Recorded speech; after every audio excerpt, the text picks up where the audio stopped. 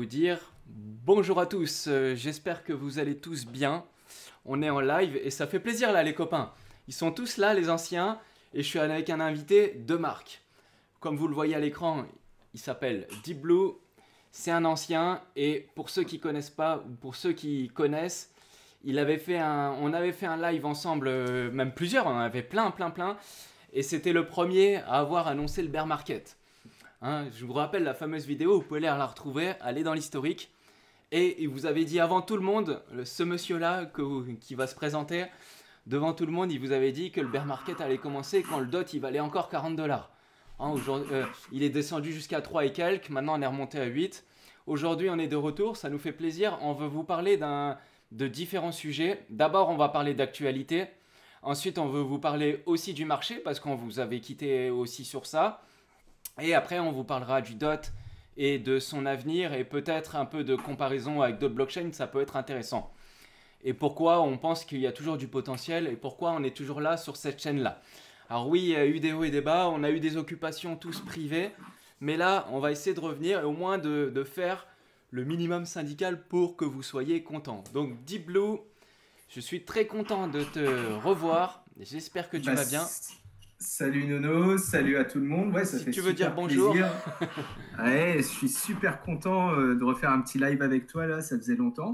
Et par contre, tu me fais trop d'honneur, hein. Je n'ai pas été le premier à annoncer le beer market, hein. Il y en a eu plein avant moi. Oui, oui, Et c'est j'ai vrai. pas annoncé le top du top, hein. J'aurais pu, par rapport à mon top, avoir 20% en plus. Mais bon, c'est vrai que 20%, j'étais plus ou moins content par rapport au top Ouais, mais de la toi, t'as prise de été profit. celui qui a assumé, qui a dit moi je sors tout, et qui a dit Ah, moi je sors tout, et t'as été clair avec tout le monde, et moi je disais ouais, mais non, tu vois, j'y croyais encore et tout. Je l'ai fait plus tard, enfin, mais voilà. ouais, bah, en fait, moi, j'étais plus sur des trades, on va dire, sur les narratifs et sur la macro, quoi. Donc, si je me tenais à ça, forcément, je devais prendre de la prudence, quoi, à ce moment-là. Mais, après, tu sais, dans d'autres circonstances, avec d'autres événements, ça aurait pu très bien tourner dans ton sens, hein. Ça, c'est... Il n'y a pas de Ouais, mais il boule y de avait plusieurs cristal au final. facteurs. À l'époque, tu disais, ce que tu disais toi à l'époque, c'est que déjà tu parlais de la baisse des taux, que c'était historique et que c'était la première fois depuis... bah, que le La hausse, cycle ouais, des du coup. cryptos n'avait jamais vu ça, ce que tu avais dit. Et ce qui était vrai. Et du coup, comme ça t'avait principalement fait peur, et puis après, il y avait tous les événements, tu sais, la guerre, tout ça, Ouais, etc. la guerre en Ouais. Ukraine, la hausse des taux, bah, c'est vrai qu'il y avait l'inflation post-Covid à, on va dire, écraser et du coup réduire les liquidités sur le marché, mais réduire les liquidités, bah, les assets à risque, entre guillemets, normalement, ça devait mal se passer plus ou moins. Après, bon, c'est une occasion d'entrer encore plus bas et de faire des intérêts composés. C'est ça aussi, on va dire, l'avantage du bear market aussi, quoi. Et là, il y a JDBS qui dit, alors on fait quoi pour le retour du Deep Blue? On fait all-in? Et ben justement, j'ai envie de rentrer dans le vif du sujet et de commencer tout de suite notre petit exposé. Et donc, on va parler de l'actualité. Hein, Deep Blue, si tu veux m'accompagner, on voit tout Avec bien. plaisir, hein. Beaucoup de Donc choses à là, dire sur l'actu, notamment au niveau des Américains. et ben là, je te montre ton meilleur ami Deep Blue, Orange Mécanique. Bon, vaut mieux rire, mais du coup, y a un truc qui est intéressant, et alors moi, Deep Blue, je vais te dire ce que moi j'ai observé, et puis si tu veux dire ce que toi t'en penses, ou compléter, ou même contredire ce que je dis, bah c'est volontiers avec plaisir, on est là pour échanger, donc c'est le but du live, et on lit en même temps les commentaires dans le chat. Ouais. Là, l'actualité principale, parce que là on parle d'actualité, donc l'actualité principale, bah, cette élection présidentielle, et du coup, moi je pense que lui, il va nous sauver. Enfin, quand je dis il va nous sauver, alors je tiens à préciser qu'on ne fait pas de politique, hein. Nous, on parle juste de crypto-monnaie et de blockchain. Est-ce que sa politique elle est bien ou elle est pas bien, de gauche, de droite, je sais même pas, j'en sais rien. Et ça m'intéresse pas, je m'en fous en fait. Moi, ce qui m'intéresse, c'est les cryptos et de pouvoir vous parler de ça. Et ce que j'aimerais faire un rappel, c'est tout de suite passer sur son élection. Parce que là, il a été élu, il va prendre les commandes là au début janvier. Donc il y a encore un mois, c'est toujours pas lui le président, mais il a été élu. Et en fait, vu qu'il a déjà été président en 2000, alors je l'ai vu, je l'ai noté, 2016. 2017, tu vois, date du début de mandat, je l'ai à l'écran. Ouais, c'est vrai. 20 janvier 2017 jusqu'à 20 janvier 2021. Et ce que j'ai été curieux, moi j'ai été voir un peu, tu vois, pour rappel, quand il était là, qu'est-ce qui s'était passé. Et du coup, j'ai mis en vert, tu vois, dans le graphique de son élection précédente. Et tu vois, on voit qu'en fait, quand il a été élu jusqu'au moment où il est parti, ça a toujours monté. Alors Ouais, là, c'est pas les cryptos ce que je montre et les graphiques, il est en mensuel. Donc là, c'est le S&P 500. Mais pour les cryptos, c'est pareil. Là, je vous montre maintenant le même graphique, mais pour le Bitcoin. En vert, c'est quand il a été élu. Donc là, on voit en bas les dates du janvier jusqu'à 2021, de 2017 jusqu'à 2021. Et en fait, le moment où ça a baissé, principalement, c'était vers là, c'était le Covid, en fait. Il y a eu le ouais. Covid. Et en fait, ce que j'ai remarqué, c'est que lui, Donald Trump, sa politique, c'est d'envoyer de la monnaie à mort dans les marchés. Parce que je pense qu'il doit avoir des copains. D'ailleurs, s'il est copain avec Elon Musk et d'autres grands patrons, c'est que tu vois, il veut aussi faire en sorte que ça se passe bien pour tout le monde. Et du coup, s'il met de l'argent dans l'économie, bah, potentiellement, tu vois, bah, on peut retrouver un scénario de comme on a eu quand il avait été élu les quatre premières années, là, de 2017 à 2021. Qu'est-ce que t'en penses, toi, Diblo? Ah bon, moi, je suis totalement d'accord avec toi sur le côté apolitique. Quoi qu'on en pense, Trump, au niveau crypto, déjà, il fait des collections NFT sur Ethereum. Donc, bon, je pense qu'il est plus biaisé dans le sens crypto que anti-crypto. Bien sûr. Rien que pour ses intérêts, du coup, je suppose qu'il ne va pas les interdire. Pour la DeFi, je trouve que c'est excellent le fait qu'ils veulent mettre un coup de pied dans le tapis de la SEC. Après, j'aime pas les politiques en général. Hein, donc vraiment, c'est pas du tout une encense de Trump ou autre chose. C'est juste que c'est des faits, quoi. C'est ce qu'il avait promis en tout cas. Et le fait que Gary Gensler parte du coup la veille de son investiture de la tête de la SEC, ça va donner une bouffée d'air frais, sachant que le favori, apparemment selon Bloomberg, pour le remplacer, ce serait Paul Atkins, qui lui plaiderait pour restructurer totalement la SEC et baisser les régulations. Donc ça, on ne peut pas mieux Donc là, nous, penser on est faire bon pour là. En eux. fait, là, pour l'instant, Ah, déjà d'un facteur de l'actualité. Alors, Diblo, les Américains, c'est pas non plus toute la planète, tu vois.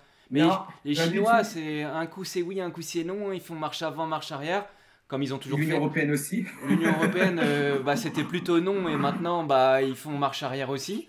Donc là, c'est Et de. puis ils vont revenir en marche avant parce que les États-Unis vont se remettre devant et Ah, c'est un ben là, clairement, éternel mais là, même. comme la France et l'Union européenne, bah, c'est un peu le toutou des États-Unis, hein. Bon, c'est un peu la vérité. Donc, du C'est coup, ça. Du coup, ils vont suivre la même politique. Donc Biden, lui, bah, et toute son équipe et tout ça, bah, ils connaissaient pas, donc ils étaient plutôt contre. Mais là, lui, Donald Trump, on risque d'avoir un changement à 180 degrés. Bah, je pense que Donc, Biden connaissait pas et en plus il écoutait beaucoup les corporates actuels qui sont très présents dans les lobbies bancaires. Et au niveau européen, par exemple, dans le MiCA, il y a des choses bien, il y a des choses pas bien. Par exemple, l'interdiction de rendement passif sur les stables pour les citoyens européens, c'est une honte et c'est vraiment pour garder en fait le lobby des banques de dépôt et d'investissement pour que eux se fassent la marge, quoi, en fait. ouais. Et ça, ils seront obligés d'y revenir, sauf sinon toutes les liquidités vont partir aux US et puis en Asie quand ils vont réguler derrière après avoir observé un peu ce que tout Bah, le monde dit. souvent, l'Union européenne, c'est souvent en dernier qui a fait les C'est actions, ça. hein. Et du coup, C'est un peu les gars qui regardent à droite à gauche. Ah merde, on a fait ça. Bon, on va peut-être faire ça en fait. On n'avait pas bien compris. c'est exactement ça. Et Exactement. du coup, pour continuer sur l'administration Trump qui va prendre possession du pouvoir là-bas aux USA au mois de janvier, bah, en fait, il y a. Bah, tu l'as vu, Diblu, hein, ça c'est très connu, mais cette news, mais il y a du coup Elon Musk, il a posté le fait que en fait, Donald Trump, il va laisser la place à Elon Musk et à un autre gars qui s'appelle Vivek Ramaswamy. À ces deux gars-là, en fait, ils vont leur laisser le pouvoir. Alors, j'ai traduit là le truc là sur ChatGPT, tu vois. Ils disent qu'en fait, ils vont créer le département de l'efficacité gouvernementale, le DOGE, Ouais. DOGE. Ok. C'est un joli troll, ouais. Donc, bah, c'est du troll à fond, mais pourtant, c'est la première puissance mondiale, ou alors c'est peut-être maintenant la deuxième, puisque j'avais vu que la Chine avait dépassé en termes de progression, mais peu importe, c'est une grande puissance. Et du coup, le fait qu'ils mettent des personnes comme ça qui trollent, qui appellent son gouvernement le Doge, c'est quand même un truc de fou.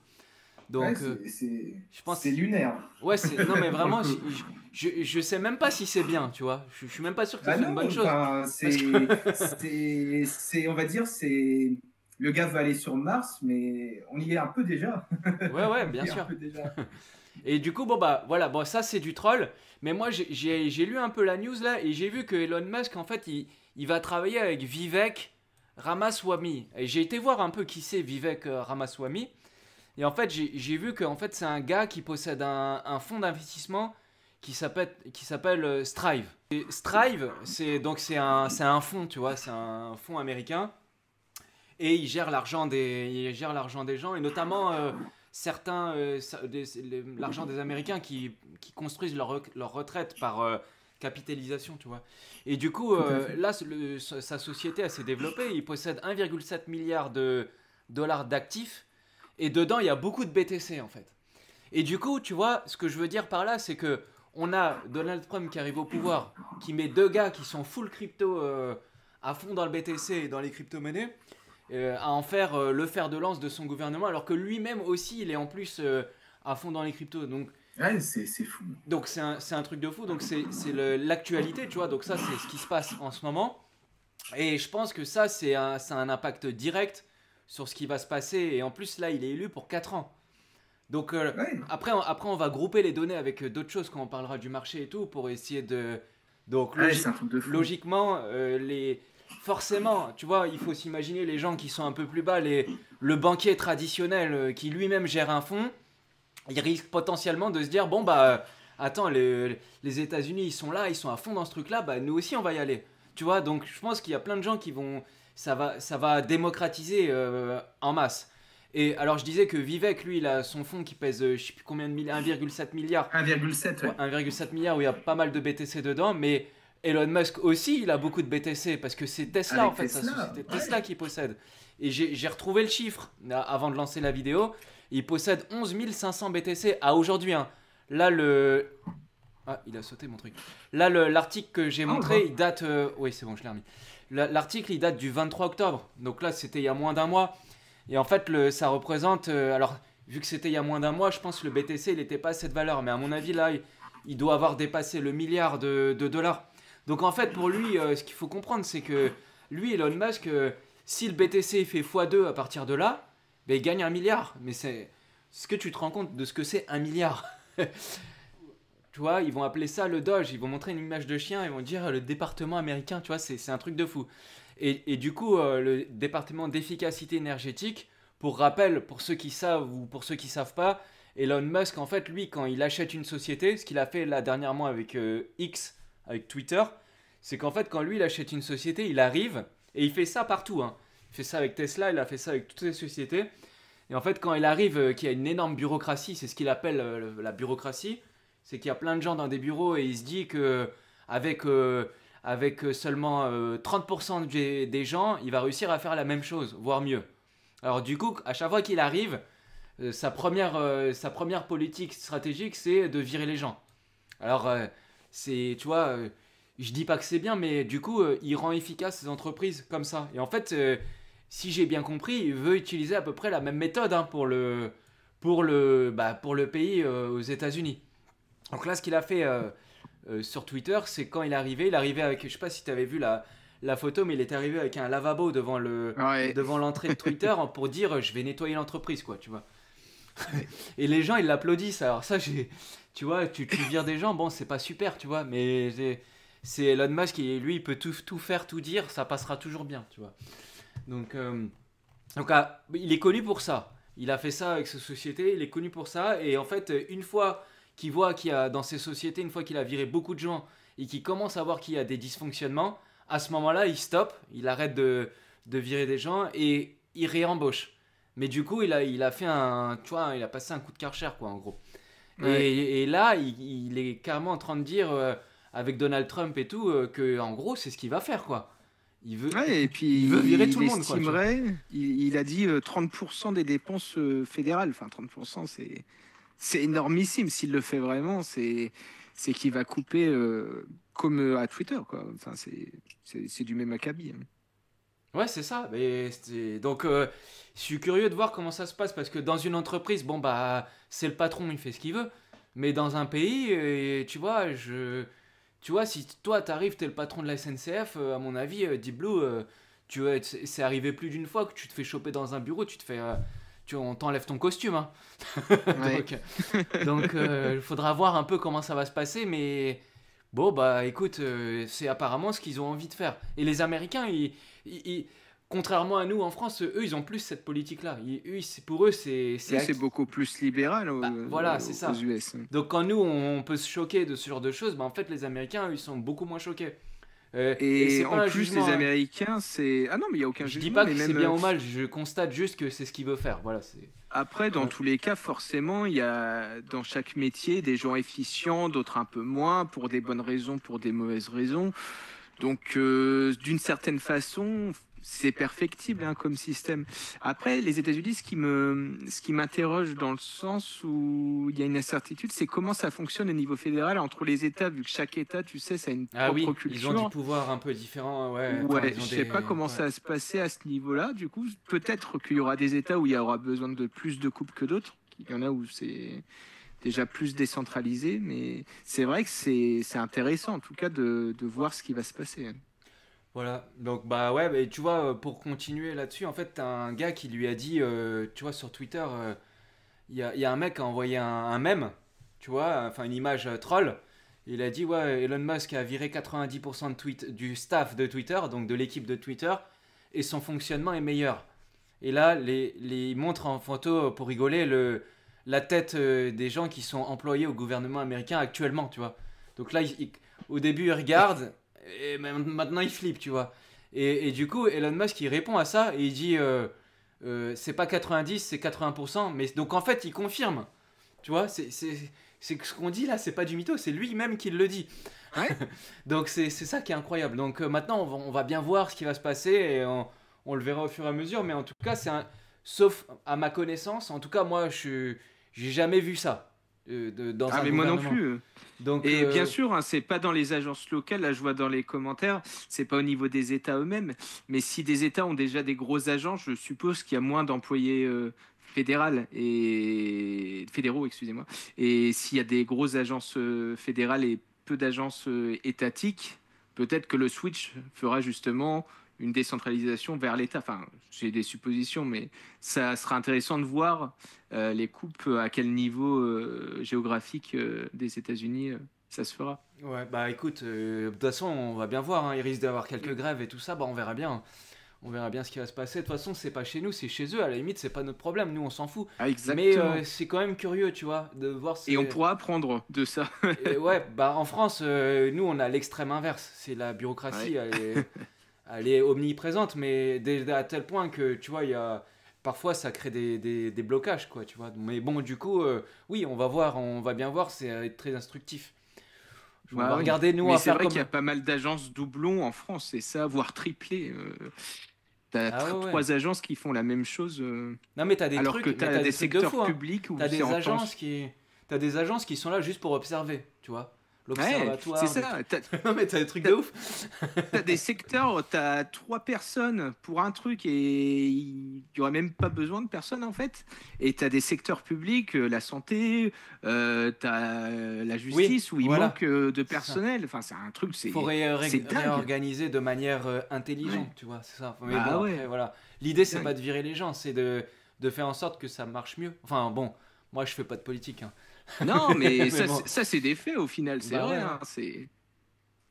Il parle de Shockwave. Là, dans le chat, il y a Twitch Erad qui nous dit Erad 13, salut Ah, à ils vont toi, pas faire les Marseillais. choses à moitié. Ils vont pas faire les choses à moitié avec leur Shockwave. Bah écoute, on va bien voir. Mais en tout cas, force est de constater que ces gars-là, ils sont tous pro-crypto et à fond dans les cryptos. Donc nous, on va essayer de surfer sur la vague et on continue justement. Parce que là, on a parlé d'actualité et maintenant, on va parler un peu de marché. Donc on continue. Donc du coup, pour le marché, Deep Blue, moi, j'aimerais te montrer ça. Je pense que tu le connais, ce schéma. En fait, Ouais. c'est la probabilité. Alors attends, je sais pas le temps que ça charge. C'est Voilà, à c'est l'heure bon. actuelle les probabilités du taux neutre C'est la de fin de... probabilité des taux qui vont être logiquement votés. Et en fait, en bleu, tu as la probabilité la plus élevée. Alors, en l'état. En l'état. C'est-à-dire que ça, Ouais. ce schéma-là, il date de 2-3 mois déjà. Donc, en fait, en haut, là, ça a déjà été adopté. Donc là, on en est déjà.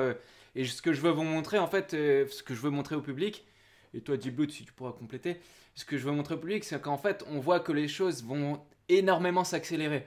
Alors, ce que je montre là, c'est pas du sûr, c'est pas voté, c'est des probabilités. Donc, c'est pas sûr que c'est ce qui va se passer. Je vais essayer de zoomer un petit peu pour que les gens voient mieux. Et en fait, ce que tu vois en haut, tu vois, on avait des taux qui sont montés. Alors, c'est la Fed, hein, c'est aux États-Unis, c'est pas en France, hein. Ouais. Donc là, on parle encore des États-Unis, mais bon, c'est eux qui drivent l'économie mondiale en majeure partie. Et du coup, on était aux alentours de 5%. Et puis là, à partir du 7 novembre, bah, il y avait 50% de chances qu'on soit à 4,50. Et là, j'ai regardé, je crois qu'on est à 4,50 Là, actuellement. on est à 4,75, mais on va être à 4,5 normalement en décembre. Voilà, donc là, ouais, donc on va être à 4,50 en décembre. Et après, si on regarde bien les anticipations, en fait, entre les deux lignes là, en fait, il n'y a qu'un mois qui se passe, hein. Parce que là, c'est 7 novembre 2024 et 18 décembre 2024. Donc, je répète, c'est des probabilités, mais ça a des chances, des bonnes chances de se réaliser. Et du coup, on voit que plus les taux baissent, enfin, plus on avance dans le temps et plus les taux vont baisser. Mais ce que je veux souligner, c'est la vitesse à laquelle ça va se faire. Parce que là, en fait, on voit plein de lignes, mais ça, c'est même pas sur un an. Donc alors je pense honnêtement, moi je pense pas qu'on va aller jusqu'à 3% avant la fin de l'année 2025, mais en tout cas, si même on arrive juste à 4, 3,5, 4, c'est déjà une baisse qui est presque de l'ordre de 50%, de moitié, tu vois. Donc c'est énorme en fait. Ils ont monté les taux à une vitesse rapide et là ils sont en train de les baisser à une vitesse rapide. Donc en fait, ce que je veux dire, c'est par là, c'est que tu confirmes hein, si je dis pas de bêtises, bien sûr. Je parle sur le contrôle d'un huissier de justice qui s'appelle Deep Blue. Et en fait, le truc, c'est quand les taux baissent, bah, les institutionnels, les acteurs financiers, en fait, ils vont se diriger de plus en plus dans des actifs à risque parce que les obligations, ça paye moins. Et vu que l'argent sans risque, il paye moins, bah, ils sont forcés à prendre plus de risques pour avoir le même rendement. Et du coup, ils doivent prendre plus de risques, où est-ce qu'ils vont pour prendre plus de risques quand tu achètes des obligations, donc des dettes d'État et des choses comme ça, c'est ce qu'il y a de moins risqué. Et c'est ce qui correspond principalement aux taux. Mais après, si les taux baissent, ils vont gagner moins d'argent. Et donc, du coup, s'ils gagnent moins d'argent, qu'est-ce qu'ils font? Bah, en fait, ils vont remettre de l'argent dans les marchés et dans les actifs à risque. Et les actifs à risque, c'est quoi? Bah, c'est les actions. Et ça va être potentiellement aussi une petite partie les cryptos. Donc, on risque. En fait, on a eu l'effet des marchés qui étaient difficiles, qui correspondaient pile poil avec le bear market et tout ça, avec ces taux-là. Et c'était d'ailleurs il y a 2 ans à peu près où tu nous avais dit moi je me casse, les taux ils commencent à monter et tout, moi je revends tout, ce que tu nous avais dit, et que tu as eu raison de le faire parce qu'au final bah, tu as géré comme un dieu. Et au final J'ai là on tout est en train. revendu, sauf un bac de BTC, Oui, tu parce l'avais dit aussi. que c'est un bac que je touche jamais, quoi. Ça tu l'avais dit sur Journal du Coin. Je me rappelle. Ou même tu l'avais dit sur le live Polka France aussi. Ouais. Oh, j'ai dû le Ouais. dire plus. Ouais, peut-être. Voilà, donc bah oui, bah après c'est chacun sa stratégie, hein, mais en gros, t'avais quand même bien géré ton truc. Et du coup, là, si on a donc là, toi, t'avais fait ça parce que t'avais principalement peur des taux et aussi des situations, tout ça. Mais là, du coup, on a l'effet inverse qui arrive et finalement assez rapidement. Alors, il va quand même y avoir du temps entre le moment où ça devient effectif et le moment où ça se propage réellement dans l'économie. Il peut se passer 6 mois, un an. Mais en tout cas, ce que je veux montrer par ce tableau-là, c'est que logiquement, là, on est dans la bonne direction pour que les actifs à risque montent, en espérant que ça nous touche, nous aussi, à notre petit niveau sur les cryptos, tu vois. Ah, je suis totalement d'accord et tu as hyper bien résumé l'effet boule de neige. Et ce qui est drôle, et c'est bien que tu l'aies montré, c'est le graphe là, il date d'il y a un mois ou Ah, un quelque peu plus, chose. je crois que Donc là, c'était on est à beaucoup. 4,75. En Oui, là, décembre, il y a plus ou moins, il y a un peu plus d'une chance sur deux au niveau des plateformes de paris qui a un cut de 0,25. Donc ça nous amènera à 4,5 au niveau de la Fed. Et actuellement, vu que la croissance est supérieure que prévu, elle est à 2,7% aux États-Unis. Euh, le taux terminal, au lieu de 2,75-3 là en termes de probabilité il y a un mois, là il est passé à 3,5, 3,75. Sachant que d'un mois à l'autre ça varie, il suffit que la croissance fasse la tronche et que l'inflation américaine baisse pour que justement ils soient obligés de réimprimer encore plus de billets et du coup de rebaisser encore plus les taux d'intérêt. C'est que des projections. Par contre, en zone euro, moi ça m'intéresse. Je ne sais pas si tu as vu, tu as l'agence Fitch. Il voit que le taux terminal, lui, il estime à 2%, comme ça a été dit plusieurs fois par notre très chère Christine Lagarde. Du coup, bon, La son fameuse. fils apparemment a tout perdu sur le Bitcoin, mais je sais pas comment il a fait. Mais bon, euh, 2% taux neutre, sachant que Villeroy, qui est membre du conseil de la gouvernance de la Banque centrale, hier a dit qu'il pourrait envisager un stimulus parce que la croissance, elle n'est pas au rendez-vous au niveau de l'Union européenne. La croissance, elle est projetée, dites-vous bien, à 0,5% avec 1,9% d'inflation.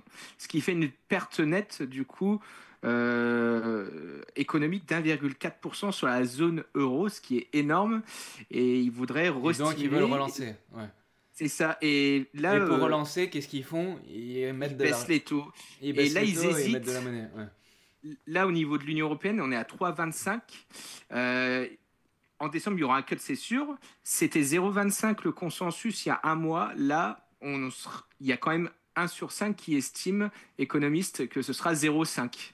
0,5 points en une réunion, c'est énorme. Et tu as Villeroy, du coup, encore hier, qui a dit qu'on pourrait imaginer même 150 points de base en 2025 en moins, ce qui nous amènerait à 1,75% fin 2025. Il a également dit, alors ça m'intéresse de fou, les taux négatifs devraient rester dans notre boîte à outils, mais pour les circonstances exceptionnelles. Donc, Ah il ouais. voit que ça pue un peu la zone euro, il serait prêt Ah ouais. à envoyer les billets valser. Par contre, Tu te rends compte? l'euro, C'est incroyable ça. c'est incroyable. Et l'euro pourrait perdre du coup sa supériorité au dollar du coup à terme. Donc même au niveau des sorties, on pourrait envisager plus de sortir en dollars qu'en euros. Enfin, on verra à ce moment-là parce que le cycle, on n'est qu'au début. Et ouais, là je vois dans le chat Twitchera 13, tout est dans le bon sens. Toba, peut-être une résolution des conflits. Ah, j'espère, hein, ça, après ça, on en est encore loin, mais on Oui, espère tous. il dit Twitch. Régulation pro-crypto, c'est sûr. Adoption de masse via institutionnel et retail, c'est ouais, c'est violent. C'est tout se met d'un coup. C'est Exactement. une rupture. Et ben c'est, tu vois, c'est exactement pour ça que on parle de tout ça avant de parler de Polkadot et tout ça, parce qu'en fait il faut regarder ce qui se passe de manière globale et après on rentre dans le détail, tu vois. exactement. Mais là, Et là oui, oui, oui, c'est exactement la l'objet. C'est macro, nous, elle on est vous très fait le bonne. point, on leur fait le point pour leur montrer que logiquement, là, ça commence à sentir bon, voire même très bon, tu vois. Donc, les planètes s'alignent, comme dit Alexis MLR. Exactement. Donc là, en plus de ça, moi, ce que je voulais aussi, il y a un truc qu'on n'a pas parlé, c'est les ETF spot. Et les ETF, mais oui, Donc c'est les ETF, énorme ça aussi. les ETF spot, c'est un truc de fou, hein, parce que j'avais trouvé un article. On voit à l'écran les spots Bitcoin ETF, il y en a 36. Il y en a 36. Et déjà, si on regarde juste les 5 premiers, tu vois, parce que c'est la majeure partie du. Bah, ça fait 34 milliards, plus 16 milliards. Déjà, tu as 50 milliards. Plus 14, ça fait 65 milliards. Plus 5, plus 5, plus 5. Donc là, on est déjà, tu vois, à 70 milliards. Et quand tu regardes les émetteurs, c'est du lourd en plus niveau fonds d'investissement. Ah oui, évidemment. Donc en plus de ça, on a chaque jour. Et en fait, je regardais un peu tu vois, les stats, les inflows, tu vois, de l'argent qui rentre dans les ETF. Mais en fait, chaque jour, tu as l'argent qui fait grossir le BTC. Et après, les ETF, bah, ils vont se répliquer après sur les autres cryptos plus tard. Mais Ouais. pour l'instant, le BTC là, bah, il prend tout. Et c'est normal, bah, c'est toujours la même histoire du cycle et tout ça. Mais on va en parler après des cycles. Et justement, en plus de ces ETF là, en fait, on voit plein de fonds d'investissement. Là, j'ai un article que je vous montre. On voit plein de fonds, plein d'autres fonds d'investissement, tu vois, même institutionnels. Hein, tu vois, par exemple, là, je montre, c'était le 4 novembre, tu vois la news. Donc, un régime de retraite britannique alloue 3% de ses fonds en Bitcoin. Ça, c'est incroyable aussi. Ouais. Ouais, je sais pas, c'est un truc de fou. Donc, ça veut dire que tu vois, tous les retraités, ils le savent même pas, mais en fait, en Angleterre, bah, ils ont du Bitcoin sans le savoir. Tu vois, donc C'est l'adoption, c'est ça c'est l'adoption. une adoption. Là, c'est une adoption, c'est-à-dire que tu as du Bitcoin, mais tu le sais même pas, quoi, tu vois. Tu Donc, utilises le BTC, tu le sais même pas. C'est incroyable. c'est ça.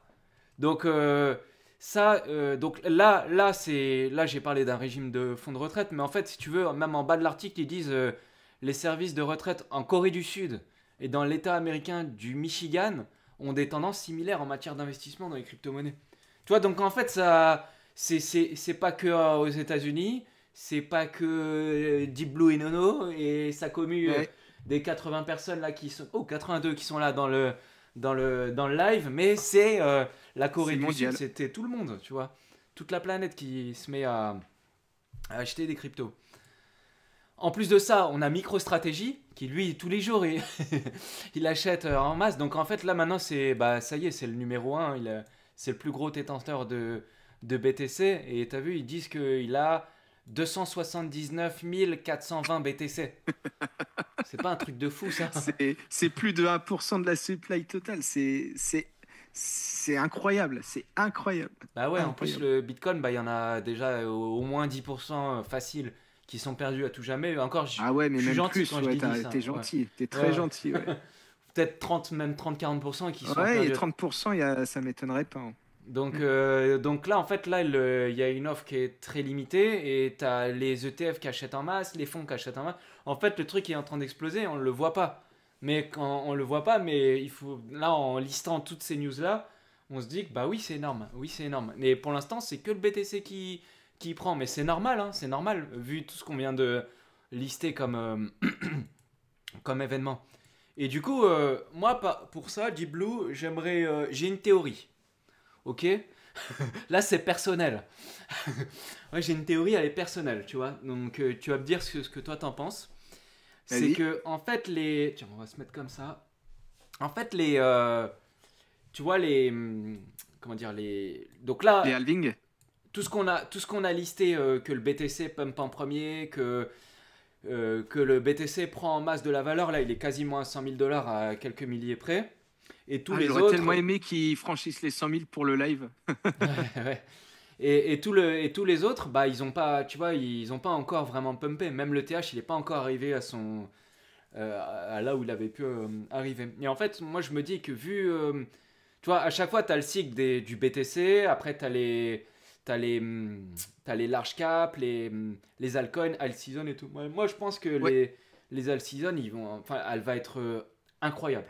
Je pense qu'elle va être incroyable parce qu'en fait, tous les gens qui ont du BTC, au bout d'un moment, quand on sera vraiment très haut, tu vois, bah, qu'est-ce qu'ils vont faire? Bah, ils vont commencer à vendre un BTC pour acheter autre chose. N'importe quoi, hein, tu vois, mais autre chose. Mais du coup, le BTC, la valeur de un BTC, elle est tellement énorme qu'en fait, j'ai l'impression, mais ça, c'est juste moi, mon avis, donc ça n'a pas de valeur. Après, c'est vous, vous pensez ce que vous voulez. Qu'en fait, chaque personne qui va vendre son BTC pour acheter après un altcoin, bah, en fait, ça va faire pumper, mais comme on n'a jamais vu, tu vois, je pense. Alors, moi, je pense qu'on va avoir une belle alt season. Qu'est-ce que t'en penses? Et Alors, pas bah, tout de suite, c'est pas tout de suite, on reviendra après pour les timings, tout ça, on verra, mais de ce que t'en penses, à terme. Eh, dans mes notes, on s'est pas mis d'accord, mais c'est exactement la même chose. J'ai mis flot de liquidité, donc Bitcoin, Ethereum, large cap, alt season, donc ce que tu as décrit juste avant. La dominance, là, il y a eu un top local il y a pas longtemps à 71-79%. Actuellement, on est à plus ou moins 58% de la dominance du On était à BTC. 60, on est monté à 61 là il y a quelques jours ou Ouais, 62 ouais. maxi, mais on était monté à Total cap, 71 au dernier cycle. c'est ça, et au dernier cycle, comme tu as dit, la valeur du BTC, c'était bien moindre. Là, le total cap, il est de 3,4 trillions de dollars, et sur le BTC seulement 1,940 trillions de dollars. Enfin, quand le BTC il va se reverser sur les alts, comme tu dis, ça va faire, mais Ça va être un c'est film comme de un boule. chouï. C'est un chouï. Film de boule. J'aurais pas dit ça, mais oui, oui. C'est comme des chewing-gums que tu vas souffler dedans. Ça va créer des bulles énormes. Alors, bien sûr, il faudra prendre profit au bon moment. Mais le flot multiplicateur, il sera encore plus. Pour moi, hein, et je suis parfaitement dans la même opinion que toi, c'est pas pour hyper les gens, mais c'est ma théorie. J'ai mis Ouais, des ouais, œufs moi en aussi, hein. conséquence aussi dans ce narratif-là aussi. Et du coup, je suis totalement d'accord avec toi, mais vraiment 100%. Et là, tu vois, t'as Bernick qui dit ouais, mais la BTC dominance, elle montera pas aussi haut. C'est ce que je pensais au début, Ouais, mais finalement, je me dis que je- tu vois, dans mon graphique, moi, j'avais mis target improbable autour de 70% la BTC dominance, tu vois, si je voulais, on regardera après le ouais. graphique. Et au final, je me dis que bah, ça pourrait peut-être arriver, tu vois. Même si au début, j'y croyais pas, tu vois. Ah, mais il faut toujours se Donc, préparer à ce qu'on ne croit pas pour être prêt, justement. Donc, bah tu as ouais, bah ouais. totalement raison. Moi, je pense pas Bah tu forcément au vois, même niveau qu'avant, un petit peu moins, mais ça peut break les 62%, ça c'est sûr. Ça c'est bah sûr. ouais, ouais, on n'est peut-être pas en l'inflexion. Là, bah tu vois, justement, j'allais dire On est là dans le peut-être à la cycle, flexion, on est peut-être juste avant la flexion, on sait pas trop. voilà, bah du coup, ça tombe bien, transition parfaite, parce que du coup, j'aimerais parler un petit peu des cycles avec toi. Donc, un Allez, cycle, grosso modo, c'est, bah le cycle, c'est quoi? C'est bear market, bull market, bear market, bull market, bear market. En fait, en bear, les prix baissent et en bull market, les prix montent. Et c'est souvent rythmé par le halving. Donc là, c'est ce qu'il y ouais, a à l'écran, tu vois. C'est ce qu'il y a à l'écran. Et en fait, les pointillés, c'est la date du halving. Et en haut, là, le nombre de BTC, c'est les récompenses de Bitcoin à chaque bloc. Donc c'est tous les 10 minutes. Tous les 10 minutes, il y a un BTC qui est miné. Et donc, enfin, un BTC qui est miné. Il y un a bloc, 6, ouais. enfin, en ce moment, il y a 6,25 BTC de récompense tous les 10 minutes. Et du coup, Non, 3,125, oui, ça puisqu'il a y a eu le divisé. halving Oui, de à partir. 2024. Pardon, oui. Ça, c'était jusqu'à 2024. Et depuis avril, c'est maintenant divisé par 2. Donc, c'est 3. Non, c'est 300. 3,125. 325, ouais, Ouais, c'est j'ai dit ça. 124, je sais pas. Ouais, à peu près, quoi. Enfin, 3 et Mm. quelques. Et du coup, bah, en fait, si on regarde les trois précédents. En fait, on parle de cycle. Parce que souvent, on a remarqué que, en fait. Moi, ça me fait peur, dit Blue, je veux savoir ton avis, mais moi, ça me fait peur. Ce qui me fait peur, c'est que à tel point de comment ça se réplique exactement la même chose. Franchement, c'est flippant de voir que tout se passe exactement de la même manière par rapport à ce qui s'est passé les années d'avant.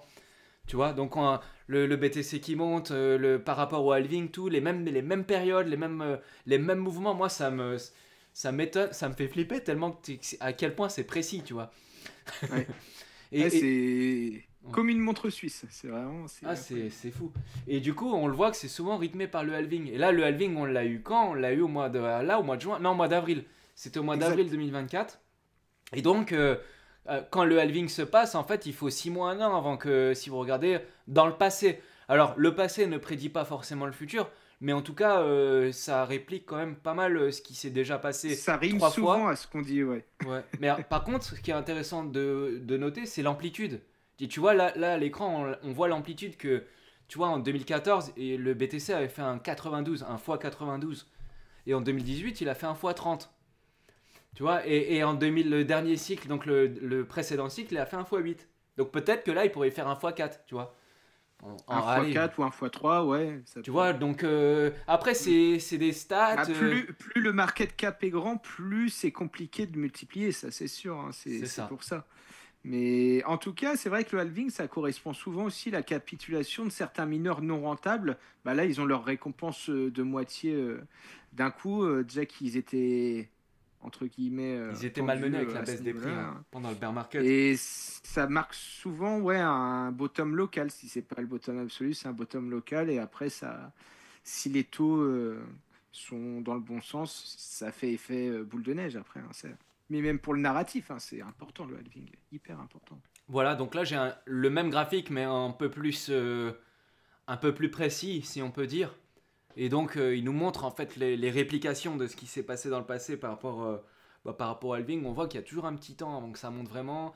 Et Ouais. c'est à chaque fois la même chose, tu vois. Et Et après, on a le bear c'est market, pareil. on a eu le même, la transition. Enfin, tu vois, je trouve que c'est flippant comment ça se réplique. Tu vois, à chaque fois, on se dit, ouais, mais là, il y a les institutionnels, ça sera plus comme avant. Et en fait, si, c'est comme avant. Mais ouais. Alors, on a toujours le doute de se dire, mais en fait, pour l'instant, Puis force est de constater que c'est ce qui se passe.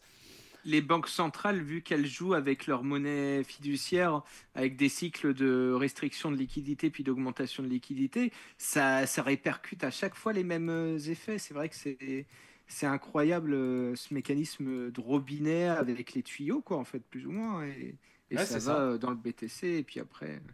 Donc là, les actualités, plus le marché, plus le cycle, plus ça commence à faire beaucoup de coïncidences qui fait que ça se passe bien. Après, il y a comment dire, il y a la base, les trucs qu'on répète 10 000 fois la même chose et que tout le monde a vu partout. Mais bon, on peut le remontrer, tu sais, c'est la rotation. Tu sais, c'est la rotation, c'est d'abord le Ouais. BTC, ensuite c'est les grosses caps, et en fait, alors il y a aussi, j'ai vu pas mal de messages ou de gens qui viennent me parler, ils me disent, ouais, mais tu sais, ils me disent ouais, mais les institutionnels avec les ETF et tout, ils rentrent, mais eux, ils vont pas acheter des altcoins. Et moi, ce que je leur réponds, mais on s'en fout, ils achètent pas des altcoins, on s'en fout. Ils ont juste servi à faire pumper le BTC. Après, une fois que Et puis il y a certains fonds, t'inquiète pas, ils vont en profiter des altcoins qui ont peu de market cap pour justement faire des multiplicateurs de fou, hein. Je pense que justement ce cycle-là, il y aura encore plus d'institutionnels sur les altcoins. Et t'as vu, maintenant, j'ai vu que là, il y a quelques jours, il y a une news qui est passée avec. Ils sont en train de créer un ETF avec une dizaine de cryptos à l'intérieur où c'est que les grosses Dont le cryptos DOT. un peu sérieux.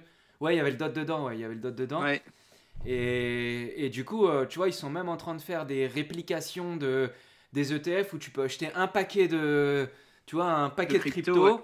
sans te prendre la tête et t'achètes les plus grosses et tu dors tranquille. C'est ça. Ouais, non, c'est fou. Et puis ça se répliquera pour le plus large nombre de cryptos possible, du moment qu'ils font des sous, hein, les fonds d'investissement. C'est ça, hein.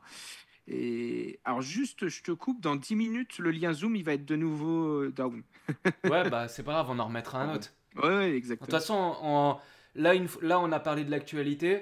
Après, là, on parle du marché, on a presque fini. Et Et après, est-ce que tu veux, ouais. sur les cycles aussi, donner ton... Moi, je me suis dit, tu vois, les narratifs de ce cycle. Toi, tu vois quoi comme narratif puissant, tu vois, au niveau des altcoins, qu'est-ce qui va Bah, alors, et moi, j'ai un truc qui est vraiment particulier, mais il y a que moi qui pense comme ça. Alors, Ah non, mais c'est cool. ouais, Dis. mais en fait, j'ai entendu ma logique à moi, en fait, moi, comment je pense, je l'ai entendu nulle part. Alors, du coup, je vais te le dire. Moi, ce que je pense, c'est que pour moi, les cryptos qui ont le plus d'avenir, alors je vois peut-être trop loin, trop tôt, c'est possible aussi, hein. C'est les cryptos en fait que tu vas utiliser sans que tu saches que tu les utilises. Je te donne deux exemples. Tu vois, par exemple, en ce moment, tu as le projet Mythos, tu vois, où tu as des jeux, tu joues à un jeu là, je l'ai testé, hein, NFL Rivals. Rivals, tu vois, ils vont même faire FIFA. En fait, c'est quoi le Ouais, jeu? C'est un c'est jeu cool. sur mobile. Et en fait, on te dit pas que c'est de la crypto, on s'en fout, tu vois. C'est comme si tu jouais à Football Manager, tu vois, où tu joues ton équipe de foot, et tu es sur ton téléphone, tu joues et tu achètes des cartes. Tu vois, comme le projet français, là, je sais plus comment il s'appelle, mais lui, pour moi, pour moi, Ce rare, non, ouais, c'est rare, c'est ouais, pas. voilà. Ouais. Pour moi, ça, c'est bien, mais c'est déjà c'est trop crypto, tu vois. Et pour Ouais. moi, les trucs qui ont pour moi beaucoup d'avenir, c'est les. Alors, peut-être, je te dis peut-être pour ce cycle-là, mais peut-être aussi pour plus tard, tu vois, qui resteront longtemps. Ça va être les jeux, enfin, pas les jeux, pas que les jeux, mais je te donnerai un deuxième exemple après. Mais par exemple, là, ce premier exemple, les NFL, tu joues à ta console, et en fait, tu achètes un joueur, mais en fait, dans le jeu, on te dit pas que c'est un NFT, on te dit rien, tu vois. Et moi, j'ai testé de voir comment c'est, tu vois. Alors, je connais rien à la NFL, hein, c'était juste pour tester. Et en fait, tu rentres dedans, et quand tu achètes un joueur, ben en fait, tu payes avec ta CB. Et tu achètes un joueur, il arrive dans ton compte, tu vois, mais à aucun moment on t'a parlé de crypto, on t'a pas parlé de wallet, on t'a pas parlé de token, on t'a pas parlé de NFT, on t'a parlé de rien. Et pourtant, tu as utilisé ta CB, mais qu'est-ce qu'elle a fait ta CB? Bah, elle a acheté le Mythos, Des mythos, elle ouais. a acheté un NFT, elle l'a mis sur un wallet, et tout ça, elle a fait sans que tu le saches. Tu vois, et pour Ah moi, non, ça c'est c'est un avenir incroyable ça. incroyable pour moi. Et Totalement. Au niveau gaming, c'est un narratif de fou. L'utilisation, hein, l'interface d'utilisation, ouais, c'est un puis des après tu principaux revends ta sujets. carte, mais tu sais pas tu sais même pas que c'est un NFT, on s'en fout. Et pour moi, c'est ça l'avenir. C'est qu'en fait, tu utilises, mais tu t'as pas besoin de savoir que c'est ça. Parce que nous, on est des geeks, on se met dedans, ah, t'as le numéro de wallet, t'as une ligne, t'as 200 caractères pour envoyer 10 balles à un copain, tu vois, alors que tu pourrais juste flasher, bon, on peut flasher maintenant, mais tu vois, en fait, c'est trop technique, en fait. Et là, ce truc-là, franchement, ça m'a bluffé. Donc pour moi, Bah, tu ces sais, trucs-là, ils ont de l'avenir pour moi. Et il y a un j'en autre truc, connais. c'est tout ce qui est la tokenisation des actifs physiques, d'Epine. Tu sais, RWA, ouais, non? Ouais, Real World RWA, Assets. mais RWA, c'est. Enfin, je sais pas comment ça se dit en anglais. RYA, ça doit se dire comme Real ça. World Assets, Real ouais. World Asset. Donc ça, c'est bien, mais ça peut être financier aussi. Et moi, je trouve Ouais. que ce qui est bien, c'est pareil, ce qu'ils font, tu vois, Peak Network, où tu vas acheter Des objets connectés. ouais, les objets connectés, tu vas acheter un morceau de Tesla, mais on te dit pas que c'est une crypto, on te dit pas que c'est... on te dit rien, on te dit juste tiens achète et en fait derrière pour moi ça c'est bien, tu vois. Alors là j'ai parlé de projets qui sont sur Polkadot, mais il y en a peut-être d'autres que je connais pas qui font ça ailleurs, mais pour moi c'est des projets qui ont beaucoup d'avenir et qui sont voués à avoir beaucoup d'utilisateurs, tu vois. Et les utilisateurs, bah, c'est la clé en fait, hein, tu vois, Bah ouais. c'est un produit qui est utilisé. Alors que là, tu vois, quand tu as de la DeFi, ok, la DeFi c'est super et tout, mais il faut déjà savoir utiliser un wallet, connaître, savoir utiliser plusieurs blockchains différentes, envoyer des fonds, tout ça. Va expliquer ça à ma mère, maman, si tu m'écoutes, comment tu vas faire ça? Bah, elle pourra pas, ça. Tu vois, c'est un peu. Donc, là, ça, c'est des projets qui sont dans la sphère crypto-crypto. On reste dans le domaine crypto et en fait, les projets, eux, ce qu'ils veulent, c'est essayer de tirer pour avoir une utilisation dans le domaine des cryptos. Mais moi, je trouve que c'est. Pour moi, tu me demandais, pour moi, ce qu'il y a de l'avenir, c'est les trucs que tu utilises sans le savoir. Tu vois? Bah, CFG, tu sais quoi, t'es CFG, pas le non, parce seul à que penser. Hein. Ouais. T'es pas le seul à penser ça. T'as Brian Armstrong, il veut lancer Gmail, Bitcoin like Gmail. En fait, on sait pas trop, mais ça serait une interface où tu envoies des cryptos, mais tu sais même pas que tu utilises des cryptos et tu envoies des bitcoins, mais à une adresse, comme une adresse mail en fait, ou une interface familière pour tout le monde du coup. Donc, Et toi, tu penses quoi de ce cycle? Qu'est-ce qui va ah bah, je fonctionner? pense que ce que tu as dit au niveau du gaming et au niveau de l'Internet des objets, alors que ce soit avec le gaming avec une interface utilisateur simple, je suis totalement d'accord avec toi. Pour moi, le gaming, c'est ces plateformes qu'il faut viser. Donc, comme Mythos, c'est excellent. L'Internet des objets, même celle compliquée, s'il y avait une vraie utilité, beaucoup d'offres et économiquement que ce soit rentable pour l'utilisateur, je pense que ça peut marcher. Après, si c'est encore plus simple d'utilisation, bien sûr, des pins avec une interface d'utilisation, tu sais même pas que tu te sers de crypto pour faire Mais ouais, ça, mais c'est ça qui est c'est bien. encore mieux Bah et ouais. c'est vraiment les projets qui vont le plus performer. Les real world assets, que ce soit financier ou autre, j'y crois au narratif. L'interopérabilité, j'y crois toujours, hein, tu vois, Oui, oui, de oui. pouvoir Mais il faire faut que ça des soit bien trucs. fait. Aussi, un peu comme facile à utiliser. Où tu cliques, ça marche. Exactement. Là, on galère encore, on Exactement. n'y est pas. Hein. DJ Blue, on parlera Et des inconvénients de on n'y est Polkadot pas encore, après. et en plus, ça Euh, prend du temps parfois de bridger d'une chaîne à l'autre. mm. Donc, je suis totalement d'accord. Pour moi, il y aura quand même un gros narratif DeFi, une renaissance de la DeFi grâce aux régulations, en fait. Parce que jusqu'à maintenant, les tokens de DeFi, ils n'avaient pas trop d'utilité hormis la gouvernance et ils ne voulaient pas être classés comme sécurité en donnant des rendements, tu vois, si tu holdais le token. Tu vois de plus en plus de, de protocoles DeFi comme AAV, même Stella Swap, tu vois, sur Polkadot, ils vont passer à un modèle où ça va rémunérer les holders des tokens, tu vois, pour, par rapport aux frais de la plateforme et tout, faire un rendement passif, mais de manière plus directe, tu vois. Donc je pense que ça va ajouter une vraie utilité et les plateformes DeFi qui ont un vrai revenu positif, un cash flow positif, pour le coup, ça pourra être intéressant à suivre aussi, ça, ce cycle-là. Ok. Mais sinon, je suis comme toi, tu vois. Vraiment, l'Internet des objets avec l'intelligence artificielle, même si ça, Ah, l'intelligence mais. artificielle, on est à des années-lumière, hein, que ce soit bien utilisé et tout, mais rien que pour la hype, je pense qu'il y aura des choses à faire. Moi, personnellement, je m'y aventurerais pas trop sur l'intelligence artificielle, tout simplement parce qu'il y a trop de projets et T'as acheté qu'il y a du pas Tao? trop. Non, non.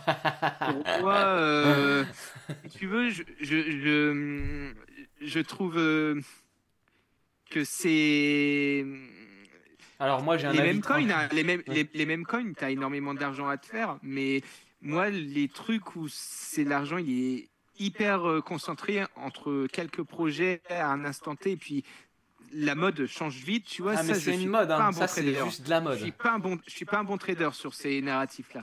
Moi, c'est des narratifs de cycle ou alors de macro, tu vois, que je trade. Donc, il y en aura, mais ça, je suis pas bon parce que je l'utilise pas. Non, mais après, Deep Blue, moi, je veux te dire, Ouais. le token. Bah, en fait, les gens achètent du Tao. Ah, j'en ai acheté quelques-uns, tu vois, je vais pas. Mais c'est bien, tu vois, tu fais un x3, t'es content.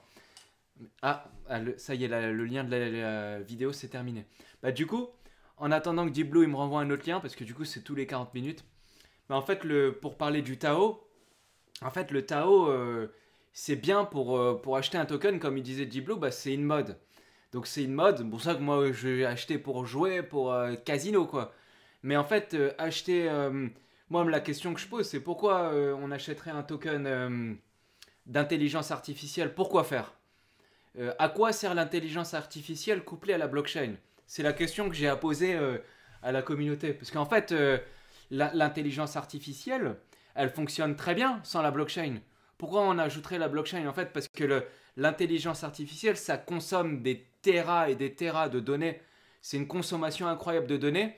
Et les blockchains, actuellement, en l'état actuel, elles sont capables de traiter très peu de flux de données.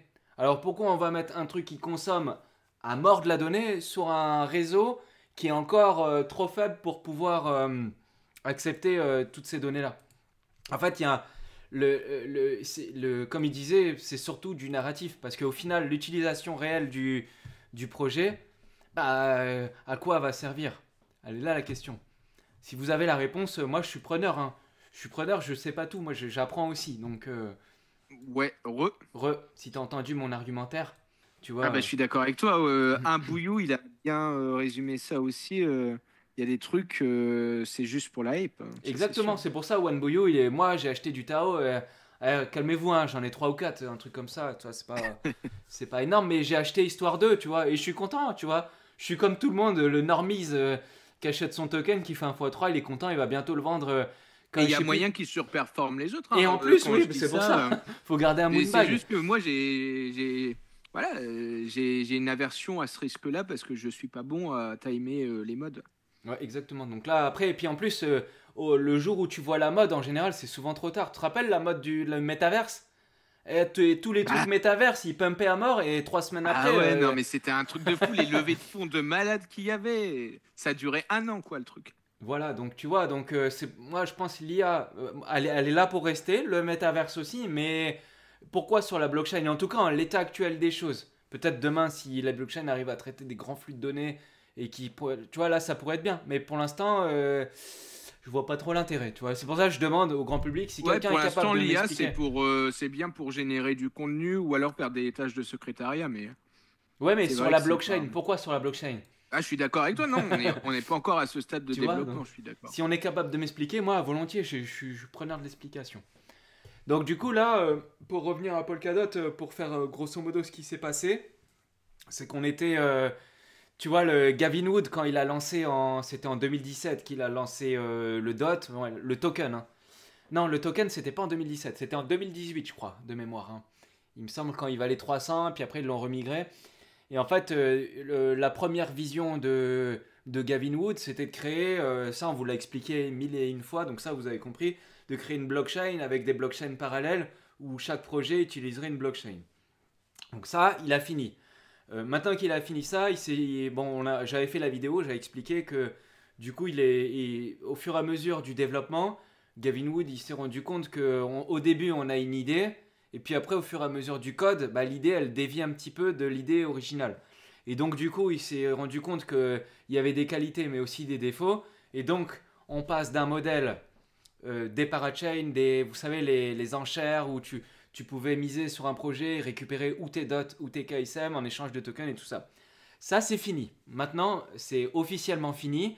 Maintenant, les projets, s'ils veulent construire leur blockchain sur Polkadot, donc ils doivent activer et utiliser du core time. Donc pour ça, en fait, ce qu'ils font, c'est qu'en fait, ils achètent du temps de réseau et ils peuvent acheter du temps soit sur Polkadot ou soit sur Kusama. Et donc c'est comme ça qu'ils renouvellent leur utilisation du réseau. Donc pour que le projet puisse utiliser et être sécurisé par Polkadot ou Kusama, bah, ils doivent en fait acheter du DOT au spot et après ce DOT est brûlé, donc il y a un petit burn. Alors c'est pas des montants colossaux, hein. C'est des petits montants, mais ça a le mérite d'exister. Et donc les projets ils font comme ça quand ils veulent créer sur Polkadot ou sur Kusama. Et donc ils achètent du DOT ou du KSM sur cette plateforme-là qui s'appelle Lastic. Donc là, en ce moment, on en est là. C'est-à-dire que toutes les parachains, tout ça, c'est fini. Mais on récupère encore les fruits de ce qu'on a semé. Par exemple, là, je recevais des messages des gens qui avaient participé à la crowdloan de Peak Network. bah là on continue à récupérer les tokens. Mais par contre, les nouveaux, il n'y en aura plus de nouveaux. Parce que maintenant, les projets nouveaux qui veulent venir, ils doivent utiliser ce système-là et acheter du core time, donc du temps de cœur. Parce qu'en fait, on parle plus de parachain, mais on parle de cœur. Et donc, pour utiliser un cœur, bah, en fait, ils doivent payer l'utilisation du réseau. Et donc, chaque projet paye pour pouvoir utiliser la blockchain. Donc ça, c'est pas mal. C'est-à-dire, du coup, s'ils ont besoin de développer, bah, ils peuvent le faire immédiatement. Avant, c'était un des inconvénients, c'est que tu devais attendre tout le batch et ça pouvait mettre 3 mois entre le moment où ils gagnaient et le moment où ils récupéraient le... Donc en fait, il y a eu plein de projets qui ont perdu du temps et puis après, enfin, tu vois, il y a eu du frottement, donc c'était pas évident. Et donc maintenant, ils peuvent le faire plus rapidement. Et donc ça, c'est ce qu'il y a en ce moment. Et puis après, maintenant, il y a Gavin Wood qui a fait toute une conférence, mais on va en parler, mais vite fait. Mais il a fait toute une conférence sur le Polkadot, le Jam. Donc il va, en fait, là maintenant qu'on est dans le système de core time, lui, il voit déjà le futur et il est en train de coder donc son application Polkadot. Il est en train de coder le futur pour créer des choses qui vont en fait dépasser tous ses concurrents. Et Gavin Wood, d'ailleurs, il disait en interview que là, le système actuel de Polkadot, il a déjà de l'avance. Il a déjà de l'avance par rapport à ses concurrents, et on pourra rentrer dans le détail après plus, si besoin. Et du coup, vu qu'il a déjà de l'avance, mais il reste pas sur ses acquis, il veut construire le futur. Alors du coup, il y a tout un article, tout ça sur Polkadot Jam. Et du coup, en fait, ça signifie collect, refine, join, accumulate. Et en fait, il a fait un black paper. Je sais pas si tu as vu, Deep Blue, le black paper. Et en fait, il a fait un livre qui montre que toute personne qui prend connaissance de ce livre-là pourrait être capable de coder sur Polkadot ou d'aider à coder et de répliquer la même chose. Donc en fait, c'est comme le livre blanc d'Ethereum. Il a refait la même chose, mais là pour Polkadot avec le livre noir. Mais bah ouais, là, ce qu'il a comme vision, c'est assez ambitieux. Enfin, non, Euh, répète. il veut utiliser les cœurs de Polkadot. Là, actuellement, il y en a à peu près une cinquantaine. Et paralléliser du coup les computations de manière agile, c'est-à-dire vraiment en séparant, fractionnant chaque cœur en plusieurs parties, ou alors faire fonctionner plusieurs chaînes ou plusieurs applications en même temps. Euh, Faire une application sur plusieurs cœurs en même temps s'il y a besoin de plus de puissance de computation, que les cœurs puissent être partagés entre plusieurs applications. Enfin, en gros, ça serait Ah, vraiment optimiser la puissance de la de blockchain. calcul Ouais. de Polkadot. C'est exactement ça, ouais, pour les applications, et que ce soit un accès plus libre. Là, il faut qu'il y ait l'état de parachain avec des validateurs de chaîne, du coup, off-chain de la relay chain, qui transmettent à la relais chaîne. Là, ce qu'ils voudraient faire, c'est juste des autorisations sans permission pour les applications, avec un système comment dire, de sécurité qui serait par les validateurs qui attestent que le résultat du travail, en fait, c'est le résultat de l'item de travail qui arrive du coup à la fonction après raffinage du coup de l'item. Donc après, tu aurais l'accumulation, joint accumulant, qui ancrerait ça sur la relais chaîne du coup pour Ouais. définir l'état définitif des transactions, faire bouger les wallets si besoin, s'il y a un smart contract ou si il y a des fonctions qui ont été appelées. Il peut y avoir des rollbacks si les jugements des validateurs sont incertains sur certaines datas. Il y a 1 heure de délai avant la finalité pour pouvoir faire un rollback, du coup. Ah, Il y d'accord. a Ah ouais. 2 époques d'avance au niveau de la production de blocs. Et ça, ce sera possible d'être mis en place quand déjà il y aura la virtual machine Polkadot. Polkadot VM, Oui, le franchement, Polka VM, ouais. pouah, ça c'est Donc incroyable, le c'est incroyable. Polka VM, ça bah ça va débloquer pas mal de choses en fait. Parce Et que la performance de la machine virtuelle Polkadot, elle est largement supérieure à l'EVM et toutes les autres virtual machines pour l'instant du monde crypto. En fait, sur un programme test, l'exécution du programme, il est de 10,7 millisecondes. Enfin, je ne sais pas si on se rend compte. c'est ce que je mets à l'écran là, Euh, tu vois les... c'est incroyable. Et il a adopté comment dire, l'interface d'exécution RISC 5 du coup RISC-V pour ceux qui ont l'acronyme. En gros, Et dis-nous, en gros, ça veut dire que si tu cliques, ça explose. Mais en fait, c'est très proche du langage machine, donc du binaire. Donc, le temps de latence, il est réduit enfin, quasiment au maximum, même si on peut toujours optimiser. Il y a très peu de lignes de code dans la virtual machine comparé aux autres virtual machines. Donc, l'exécution, elle est vraiment hyper efficiente au niveau industriel. C'est quelque chose qui peut être très, très puissant, quoi, quand on parle de ça. Au niveau de la programmation, c'est Gavin Wood, il a impressionné avec Solidity et en faisant le Yellow Paper de Ethereum. Ethereum, ouais. Là, honnêtement, ça fait depuis ce moment-là, c'est la. Tu vois, j'avais vu Jam, les conférences en avril et tout, je m'étais pas trop intéressé. J'ai regardé son interview, je me suis là récemment et je me suis. Là, il a dit des choses. Sur le truc. Ouais, ouais. Mais il est incroyable. Et même Amir Taki, c'est un bitcoiner de la première heure, il est impressionné là. Parce que si vraiment, s'il arrive à faire ce qu'il dit, là, qu'ils ont annoncé. Ouais. C'est réel, ça va changer au niveau des performances possibles sur les blockchains, ce qu'on peut faire, et pour le coup, avec les objets connectés, comme tu dis, ça pourra, mais en fait, tout va être très rapide. Absorber un flux de fou, et ça sera vraiment le super ordinateur. D'ailleurs, c'est ce qu'il appelle le supercomputer. C'est la réalité, quoi. C'est vraiment, c'est même plus Ethereum. Enfin, je veux dire, avec la Polka VM, normalement. Polkadot, ce sera supérieur à la vision d'Ethereum 2029. Enfin, ça sera des décennies devant, quoi, Polkadot. Au niveau technique, il y a des nuances quand même. Ah oui, ça ne veut pas dire que c'est le. C'est pas ça. Mais au niveau technique et au niveau performance, c'est incroyable ce qu'il veut faire. Ouais. Maintenant, après, il faut voir quel type d'application va pouvoir être mis dedans, mais déjà on voit que. Mais oui, ça consommerait du DOT, hein, ça serait du gaz du coup que tu c'est du gaz qui est comme cramé, sur Ethereum en fait.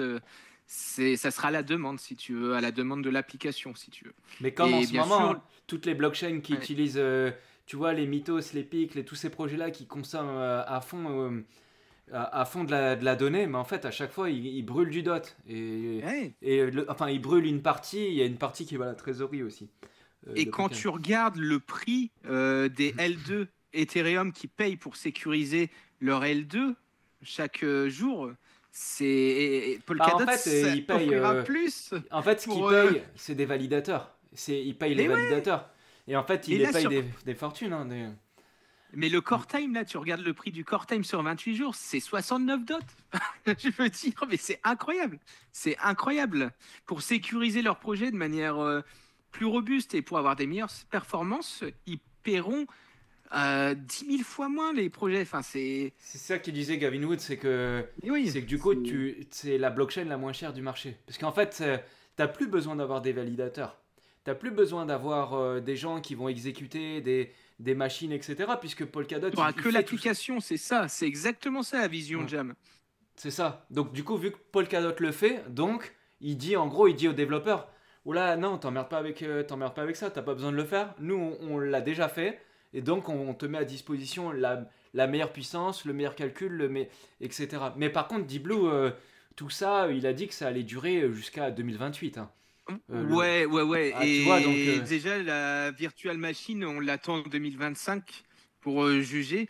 Mais après, même, tu vois, au niveau des langages de programmation possibles sur la virtual machine, tu auras tout ce qui est C, donc programmation C, tu auras le Rust, donc, qui est la base du Substrate ça, aussi.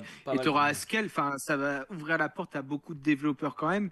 Mais oui, bien sûr. Ça, quand ils disent 2025, on sait que c'est 2026, quoi. Oui, malheureusement, c'est souvent comme ça. Pour les smart contracts, je pense que ce sera vraiment 2025. Mais pour Jam, oui, c'est possible. Tu sais que rien que le Polka VM, les smart contracts, ça va déjà solutionner pas mal de trucs. Parce que en fait, tu vois, si tu veux créer un token sur Polkadot, aujourd'hui, tu peux pas vraiment. Alors que là, avec le Polka VM, tu vas pouvoir, tu vois, tu peux créer ton petit truc. Si t'as pas, en fait, c'est pour les feignants. Si tu veux juste répliquer ton projet que tu as fait sur Ethereum, tu veux le mettre là, sur Polka VM, tu pourras le faire. Et du coup, tu pourras avoir ton token directement sur le DOT. Donc c'est pour ça, quand je dis que ça va solutionner beaucoup de choses, c'est qu'aujourd'hui, parce que là, on a parlé du futur, on a parlé des qualités, mais on peut aussi parler des défauts actuels. Moi, j'ai eu pas mal de messages de gens qui ont capitulé. Hein. Ils ont capitulé juste parce qu'en fait, ils ont vu que c'était compliqué. Et du coup, en fait, d'un côté, c'est vrai, c'est compliqué. C'est-à-dire que tu as les blockchains, en fait, qui sont utilisés, mais en fait, vu que tu as plein de blockchains, bah après, c'est la compatibilité entre elles et tout. Là-dessus, c'est au point, mais c'est pas encore super user-friendly.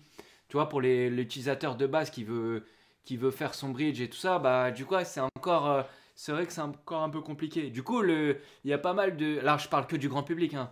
Je parle du grand public, bah il y a pas mal de gens qui me disaient, ouais, bah, qu'on capitulé. En fait, ils sont sortis, ils se disaient, ah, vas-y, il n'y a pas d'utilisateur, c'est de la merde et tout. Mais en fait, Polka VM, c'est une des choses qui va pouvoir de se solutionner ça. Parce qu'en fait, du coup, il y a plein de gens qui vont pouvoir faire leur petit projet et mettre en production un projet assez facilement, tu vois. Et Puis surtout, ils vont se rendre compte même que les projets qui préexistent déjà, ça leur coûtera rien de s'expandre sur Polkadot, en fait. oui, Et oui, bah, ils pourront le faire là, rapidement. S'ils veulent ouais. le faire en Solidity, même si c'est le langage le plus réducteur, bah, ils pourront même le faire comme ça s'ils veulent, tu vois. Et tu sais quoi, sur la roadmap, là, c'est Q2 2025, la compatibilité avec Ethereum. Donc, comme tu dis, d'un coup, tu auras tout l'univers Ethereum qui sera quasiment compatible avec Polkadot et en smart contract. Enfin, les gens vont se rendre compte à ce moment-là de la puissance du truc, tu vois. Et les liquidités, comme tu dis, tu as les modes, mais ça peut très bien revenir d'un coup et Ah, puissamment. ouais, ouais. Et puis en fait, si tu veux, bah, en fait, on me dit, ouais, Polkadot, personne l'utilise. Mais en fait, si tu regardes les stats, faudrait que je les retrouve. C'est faux, c'est Mais les faux. stats, elles sont en augmentation et parfois, tu as des millions de En transactions et niveau c'est de des vraies, transaction, ouais, et ça c'est des vraies supporte vraiment. transactions, hein. C'est pas Ouais. des, tu vois, des. Et en fait, non, c'est encore utilisé. Après, c'est sûr que après on dit ouais, il y a pas grand-chose. En fait, si, il y a plein de trucs, mais après c'est sûr que c'est très cloisonné. En fait, les projets ils ont fait chacun leur truc un peu dans leur coin, leur blockchain et tout, ils ont un peu galéré et du coup l'utilisateur quand il veut faire quelque chose, bah il dit ah bah je vais où? Je fais quoi? Et Bah, du coup, tu vois, il se retrouve perdu mais avec ouais, c'est les interfaces qui pêchent un peu. c'est ça. La trésorerie aussi, qui est parfois mal utilisée, Ah, ça c'est un même inconvénient souvent. aussi. La trésorerie Mais, elle peut faire mais au peur, niveau hein. de l'utilisation, c'est hyper utilisé. Et les liquidités, en fait, manquent sur les protocoles. Dès que les liquidités vont revenir, quand ils vont voir que l'utilisation est en fait facile, compatible avec Ethereum, quand ce sera en 2025 déployé en production, de manière facile, hein, et du coup sans attendre aussi, parce que les bridges, parfois, ça peut prendre un peu de temps entre différentes blockchains. Pas quand tu fais des transactions cross-chain entre parachains, ça prend une minute max, ça c'est rapide. Mais quand tu envoies Solana, je sais pas quel réseau, ça peut prendre des heures parfois si selon le bridge que tu utilises. Ça c'est pas pratique du tout pour gérer des grosses liquidités. Ouais, ouais, ça c'est les inconvénients et puis c'est vrai que d'un côté, tu vas avoir la technologie qui est incroyable, qui est encore précurseur, hein, on peut dire. Elle est Précurseur, précurseur. précurseur. Et de l'autre, bah, tu vas avoir des gens qui essayent de grab la monnaie, de C'est ça, s'utiliser l'argent de la ça trésorerie, et c'est c'est pas c'est sérieux, le quoi. Tu pire. vois. C'est pas sérieux. Bon, on a vu des Pour un dérives, hein. résultat douteux en plus, hein, Non, franchement, franchement, on a vu faut des le dire dérives. aussi. C'est vrai que ça peut être démoralisant. Et puis, ça peut décourager aussi tu vois, Bah, bah, c'est un des mauvais fonds, signal pour l'investisseur quand même, bah, malgré tout, l'investisseur, tu hein. vois, qui voit ça et se dit, Tu te waouh, dis, c'est quoi ce machin? tu fais rentrer des liquidités, ça va être dilué par la trésorerie. Enfin, c'est pas sérieux, tu vois. Bah ouais. C'est pas sérieux. Mais par contre, niveau développement et niveau capacité, c'est ça qu'il faut voir en fait, parce que même l'investisseur, s'il est assez patient, il aura son heure de gloire. Mais faut la patience, et c'est normal que ça capitule. Moi, si j'ai un message à passer au public, c'est peu importe ce que vous allez choisir, moi je pense que tout va pumper. Tu vois, après, Ouais. si. Tu vois, Enfin, tout des large caps, ça c'est sûr. Tout des oui. large caps, ça va Après, pumper, ouais. tu vas peut-être faire un fois 10 et pas un fois 12, mais il faut pas avoir le regret non plus de. Tu vois, tu peux pas choper le meilleur truc, sinon Ah, et t'es. puis faut s'arrêter à un moment, il faut prendre profit, ouais, sinon. C'est sûr, ça c'est sûr. Mais